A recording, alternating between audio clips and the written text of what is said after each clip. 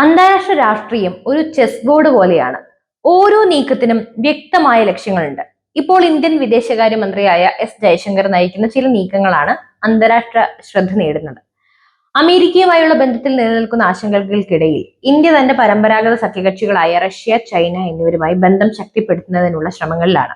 ഇത് വെറും നയതന്ത്ര കൂടിക്കാഴ്ചകളല്ല, മറിച്ച് മാറുന്ന ലോകക്രമത്തിൽ ഇന്ത്യയുടെ സ്ഥാനം ഉറപ്പിക്കുന്നതിനുള്ള ഒരു വലിയ നീക്കമാണ്.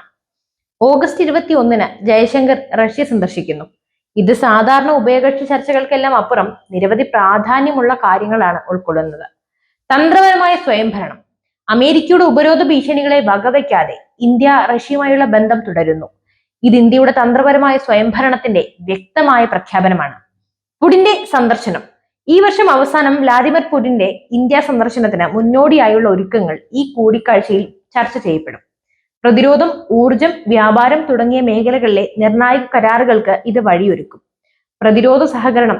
S-400 മിസൈൽ സംവിധാനം പോലെയുള്ള ആയുധ ഇടപാടുകൾക്ക് ശേഷം പ്രതിരോധ രംഗത്ത് റഷ്യയുമായുള്ള സഹകരണം തുടരുമെന്ന് ഇന്ത്യ ഉറപ്പു നൽകുന്നുണ്ട്. പിന്നെ ഉക്രൈൻ യുദ്ധത്തിന് ശേഷം റഷ്യൻ എണ്ണ കുറഞ്ഞ വിലയ്ക്ക് വാങ്ങി ഇന്ത്യ ഊർജ്ജ സുരക്ഷ ഉറപ്പാക്കിയിരുന്നു.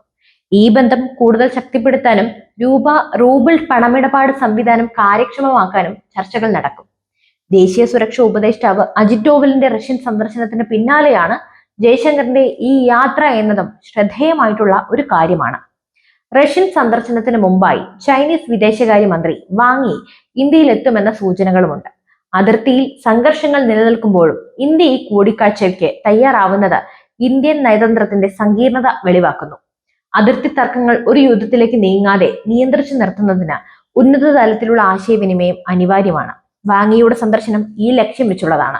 ചൈനയിൽ നടക്കുന്ന ഷാങ്ഹായ് സഹകരണ ഉച്ചകോടിയുടെ മുന്നോടിയായി ചില വിഷയങ്ങളിൽ ധാരണയിലെത്താനും ഈ ചർച്ച സഹായകരമായിരിക്കും. ഇന്ത്യ ചൈന ബന്ധത്തിൽ എൻഗേജ് ആൻഡ് കോണ്ടസ്റ്റ് എന്ന തന്ത്രമാണ് ഇന്ത്യ പിന്തുടരുന്നത്. അതിർത്തിയിൽ പ്രശ്നങ്ങൾ ഉണ്ടെങ്കിലും ബ്രിക്സ്, SCO പോലുള്ള വേദികളിൽ സഹകരിക്കുകയും വ്യാപാര ബന്ധങ്ങൾ നിലനിർത്തുകയും ചെയ്യും. ഈ നീക്കങ്ങളെല്ലാം അമേരിക്കയ്ക്ക് ഒരു ശക്തമായ സന്ദേശം നൽകുന്നുണ്ട്. നിങ്ങളുടെ സമ്മർദ്ദങ്ങൾക്ക് ഞങ്ങൾ വഴങ്ങില്ല, ഞങ്ങൾക്ക് മറ്റ് ശക്തരായ പങ്കാളികളുണ്ട് എന്ന് ഓർമ്മിപ്പിക്കുക കൂടിയാണ് ഇന്ത്യ ചെയ്യുന്നത്. ഇത് അമേരിക്കയെ പ്രകോപിപ്പിക്കാനുള്ള നീക്കമല്ല, മറിച്ച് ഇന്ത്യയുടെ വിലപേശൽ ശേഷി വർദ്ധിപ്പിക്കാനുള്ള തന്ത്രമാണ്. ലോകം ഒരു ബഹുദ്രുവ ക്രമത്തിലേക്ക് മാറിക്കൊണ്ടിരിക്കുന്ന ഈ സമയത്ത് ഇന്ത്യ തങ്ങളുടെ സ്ഥാനം ഉറപ്പിക്കാൻ ശ്രമിക്കുകയാണ്. റഷ്യ, ചൈന തുടങ്ങിയ രാജ്യങ്ങളുമായി സഹകരിച്ച് INSTC പോലെയുള്ള ബദൽ സംവിധാനങ്ങൾ നിർമ്മിക്കുന്നതിലുള്ള ഇന്ത്യ പാശ്ചാത്യ രാജ്യങ്ങളുടെ ആധിപത്യത്തെ ചോദ്യം ചെയ്യുന്നു. ചുരുക്കി പറഞ്ഞാൽ ജയശങ്കറിന്റെ നേതൃത്വത്തിൽ ഇന്ത്യ നടത്തുന്നത് സൂക്ഷ്മവും എന്നാൽ ധീരവുമായ നീക്കങ്ങളാണ്. ഇത് ഇന്ത്യ ഫസ്റ്റ് എന്ന നയത്തിന്റെ പ്രായോഗിക രൂപമാണ്.